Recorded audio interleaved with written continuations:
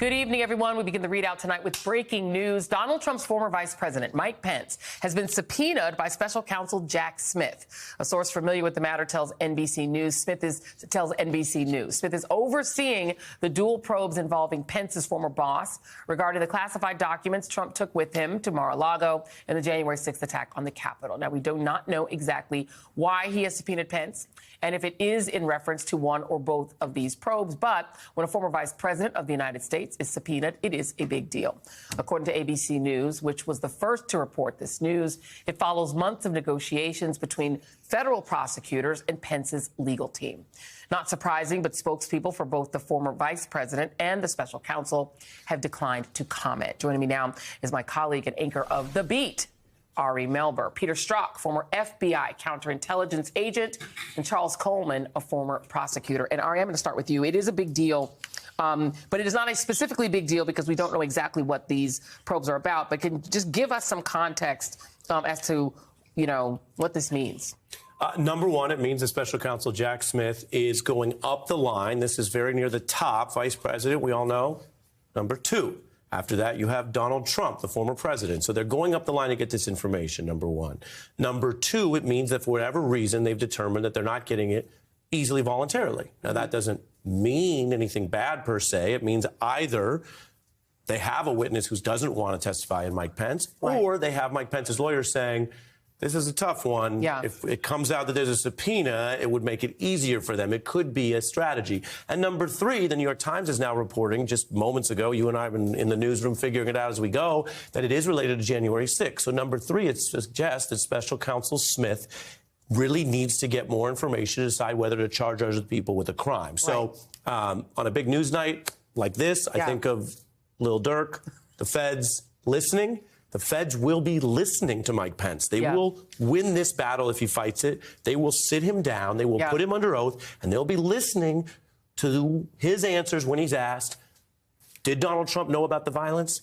Did he coordinate with the militias? Did anyone in the White House say to you up until the 6th that they had kind of a plan to do this? A lot of people have those theories and plots. That doesn't get you anywhere. You need the hard evidence. If he says yes to those questions, more people could be indicted. Well, so here's the thing. Mike Pence, now that we understand that this is about January 6th, Mike Pence is both a witness and the potential victim. Yeah. We know that Mike Pence was reluctant to get into the car with the Secret Service agents in front of him saying, like, I don't know where you're going to take me. He seems to have understood how much danger he was in. People were chanting to hang him. People brought a noose for that purpose. And his participation in certifying the election was what was required. That was the ceremonial duty that he had to accomplish. So he's pivotal to January 6th, but not as somebody who necessarily was in on the plot. It feels from the January 6th hearings like people were making plans about him, but on that day, then trying to pressure him with preordained plans. So if you're a prosecutor looking at Mike Pence,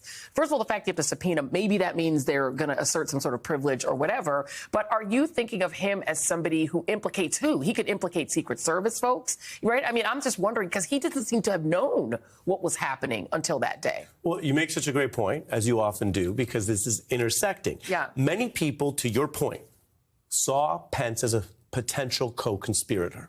And based on the evidence we have, not just what he says, which might be self-serving, but other evidence, he did not decide to join the conspiracy. Right. That's why he's certified on the 6th. That's why we have text messages that he may not have known were sent when Republicans who literally were trying to commit voter fraud and elector fraud on the Senate floor doing it dirty. We have the evidence. And when they brought the fraudulent materials, this was the Wisconsin slate, his folks said, no, they don't even want his literal fingerprints on it. So to your point, they saw him as a co-conspirator potentially, but he didn't play along. The Secret Service plot is another one where, again, in that kind of witness interview, they're going to ask him, were you just suspicious? Were you just fearful? That's right. Or did you know? Had someone told you there's someone on the team that might try to do you harm? They're already outside. Was there an inside plot? There's a big difference between I was being careful and fearful, which might be an honest answer, and no, I had evidence that there were people inside the U.S. government, potentially, allegedly, trying to close the circle on the coup plot. And